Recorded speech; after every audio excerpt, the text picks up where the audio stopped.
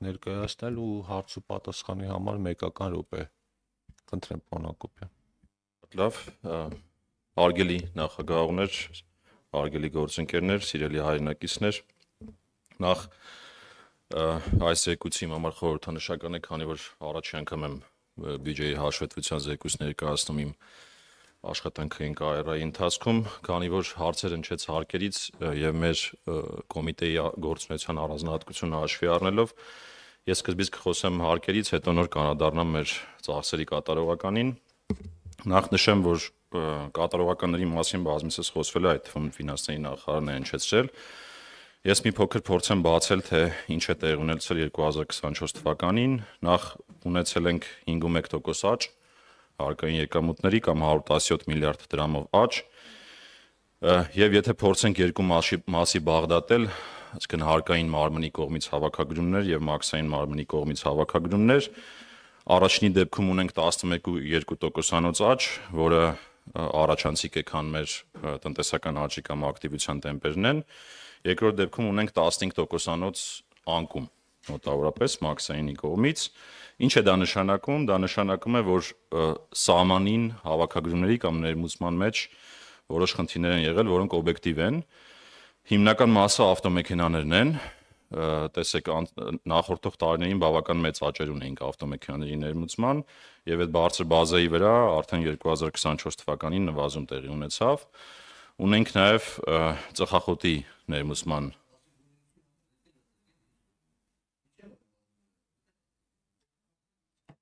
Ես հիմա ներկայացնեմ զեկույցը, հետո դուք հարցերով կտաք, ավելի կբարձրաբանեմ։ Ծխախոտն է ներմուծման դեպքում, բայց կան հիմա եթե հարկերհնային գանք, այո, հարկերհնայի նվազում տեղի ունեցել է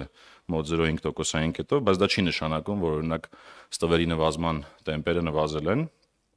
Ինչու է հարկերհնայի նվազումը տեղի ունեցել, մեկը նշեցի ներմուծման նվազման հետևանք, որոշ օբյեկտիվ գործոնների, երկրորդը արդեն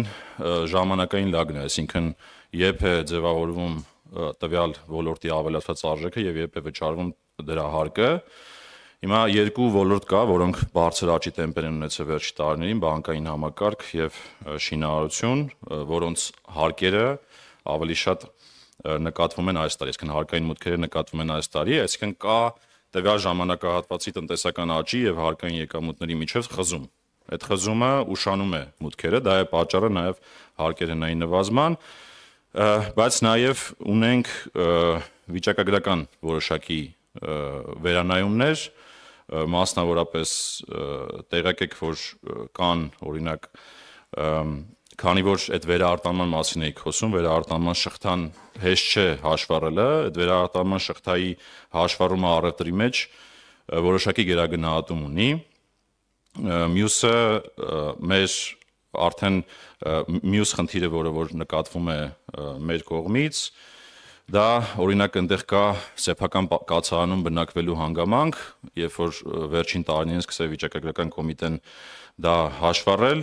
դա բերել է որոշակի բարձրացումների, իսկ ինքը հարկ չի գեներացնում, այսինքն մարդը երբ որ բնակվում է իր բնակարանում, ինքը որոշակի գնով ձևակերպվում է որպես ավելացված արժեք տվյալ տարվա համար, բայց ինքը հարկ չի գեներացնում։ Այսինքն կան նաև վիճակագրական խնդիրներ, բայց գլոբալ խնդիրները այդ երկուսն են՝ ներմուծում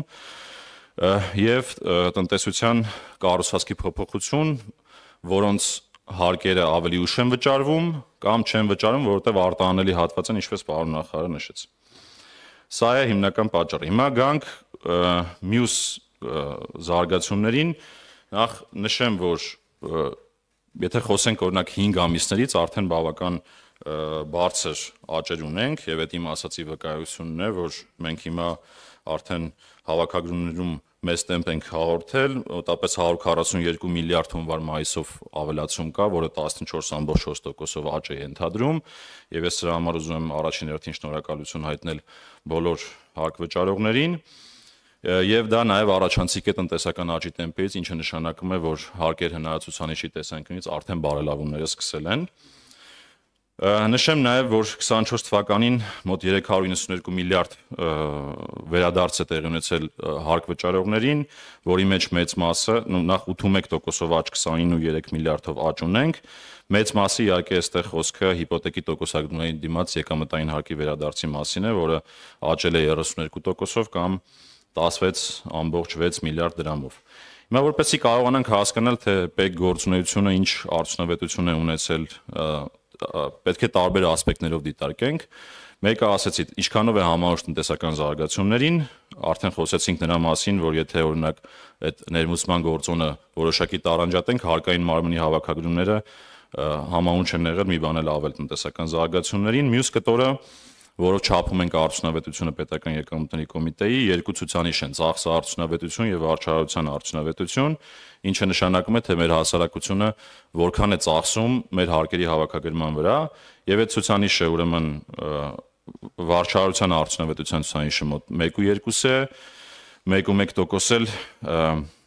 ծախսը արդյունավետության ցուցանիշն է, իսկ այլ հավասար պայմաններում, եթե շատ չխորանանք մասնագիտական դետալների մեջ, մեր հասարակությունը մեր հարկերի 1.1-ից 1.2%-ն է ծախսում հարկահավաքման գործառույթները պատշաճ իրականացնելու համար։ Մյուսը ստվերի նվազումն է, տեսեք, հարկեր հնայի նվազում կա, այո, բայց ստվերի տեմպերը նվազման չեն դանդաղել։ Դրա մասին է վկայում մեր եւ ֆինանսների նախարարության տարբեր գնահատումներ։ Եվ եթե վերջի տարիներին նայենք, պարբերաբար 0.3-ից 0.4%-ային կետ ստվերից դուրս եկող եկամուտներ ունենք, ինչը տարեկան նշանակում է լրացուցիչ 30-40 միլիարդ եկամուտներ,